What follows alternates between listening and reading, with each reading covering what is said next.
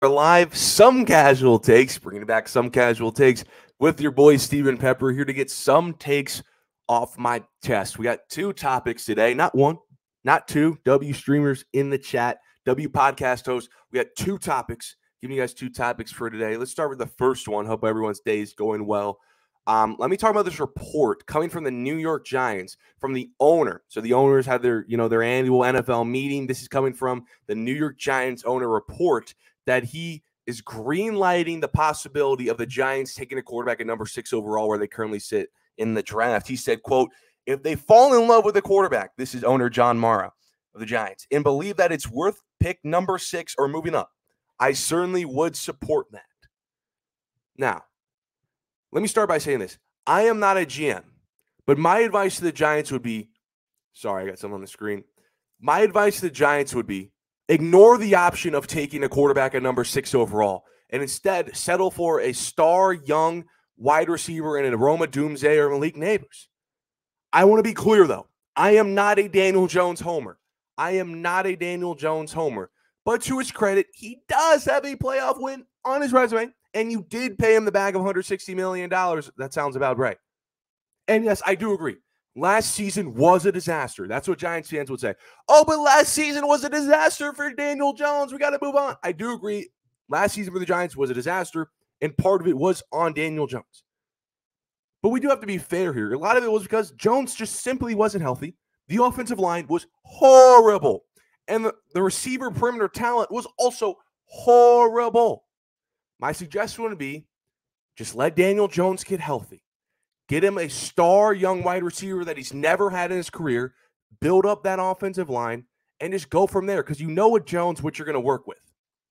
And that's just my suggestion, because that's the best you can do, honestly. That's the best the Giants could do, honestly, outside of Caleb Williams and Drake May.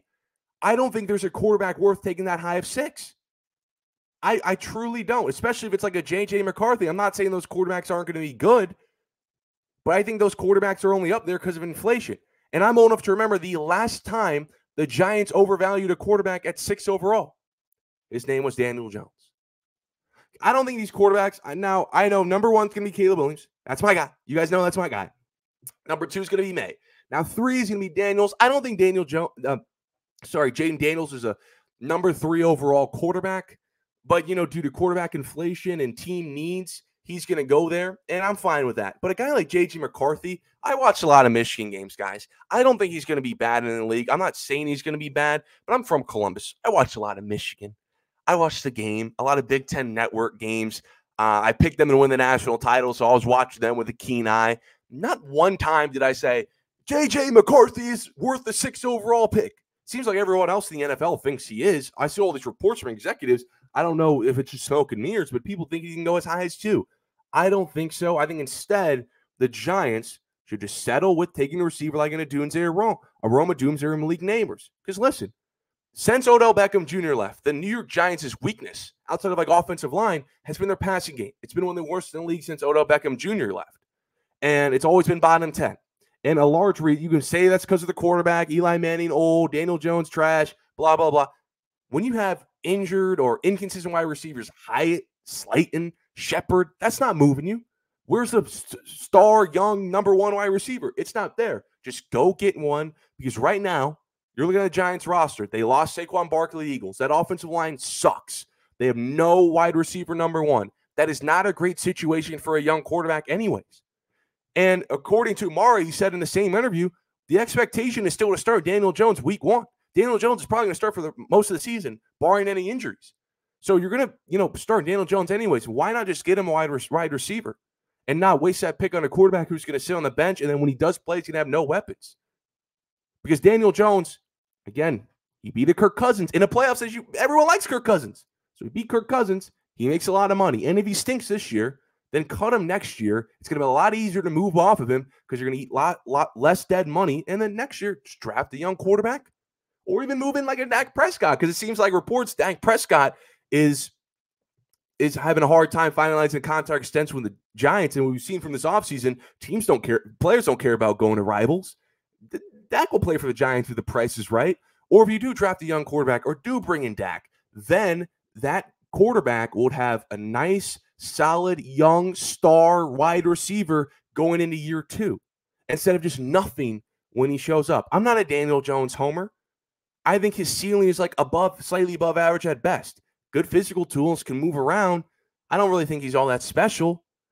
But considering where you're at 6, that's not worth taking like a J.J. McCarthy at. Just get a young wide receiver, stick with Jones for a year, and if Jones isn't that guy, boom, get rid of him next year and move on. Okay. Let's talk some Lakers, all right? Let's talk Lakers. I haven't talked Lakers on here in forever. I want to start talking some more Lakers. What a game that was last night, no? That was an insane game. Shout out to the Lakers, man. I'm going to talk about my experience in a second. I want to start by saying this, though. I've never seen a projected narrative about a player do a complete 180 in just a final quarter like Anthony Davis last night. Because I'm not going to lie to you guys, when the Lakers, after that Lakers just abysmal first quarter where it felt like they shot 16%, I wrote down my notes. I was ready to absolutely cook Anthony Davis on the show today. Because that game called for him to be the man. You're talking about a game without LeBron James on the road in Milwaukee against Giannis when the Lakers need to keep winning games to climb out of that 9-10 play-in. And what does Anthony Davis as the man do? He scores his first field goal when the Lakers are down 23-4. It was looking like one of those classic, oh, here goes Anthony Davis, a disappointing game against a star big man. But down 19 in the fourth quarter. I don't know what happened. I think it just like finally hit him. Maybe his unibrow was talking to him. I don't know. That something hit him. He was like, oh, snap. No, LeBron, I guess I got to be the man and lead the way. And shout out to Anthony Davis because he was incredible.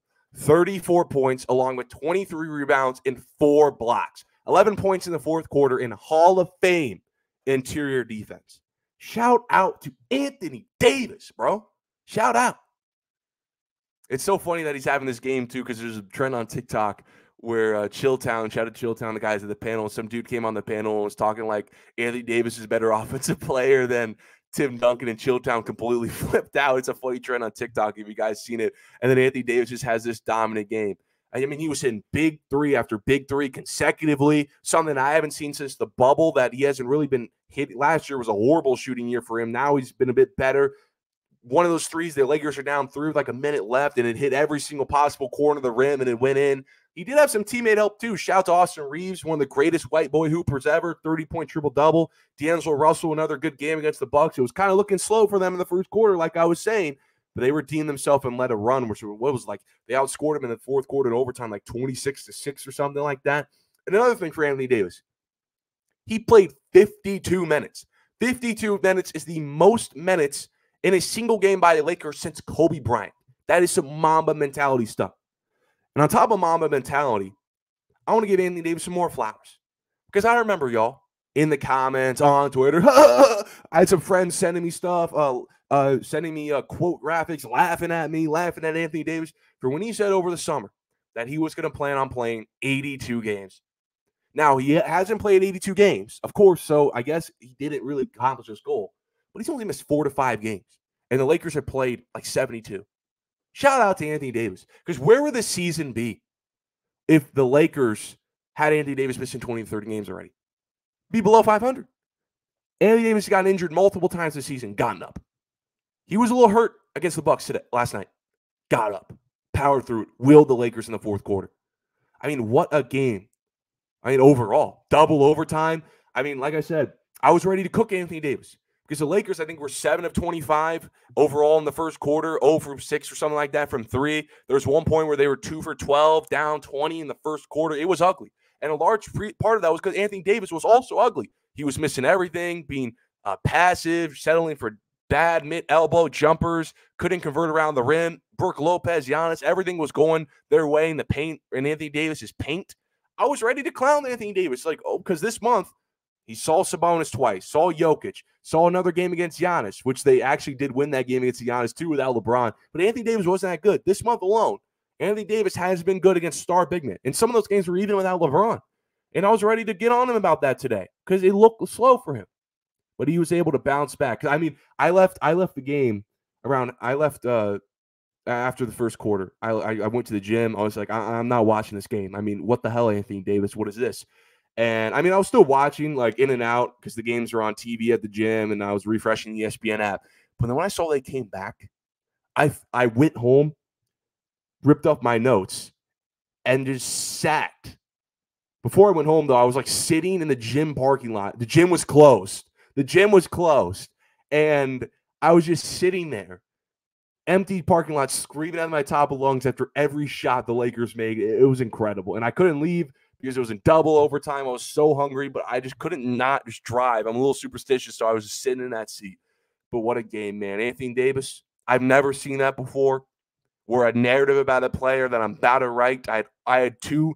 I usually write my notes on sticky notes. I had 2 sticky notes ready for Anthony Davis about how abysmal his performance was and how he was supposed to, at least if the Lakers are playing bad, him as the man was supposed to step to Giannis. He outplayed Giannis. He was better than Giannis down the stretch. Prevented a game-winning shot by Dame for the win. All love the Anthony Davis fan. I'm the biggest Anthony Davis fan, by the way, so that segment would have hurt. But I appreciate everyone for coming into this episode of Some Casual Takes. You can follow me on all my social media. Some Casual Takes is the handle for everything. And until next time, see you.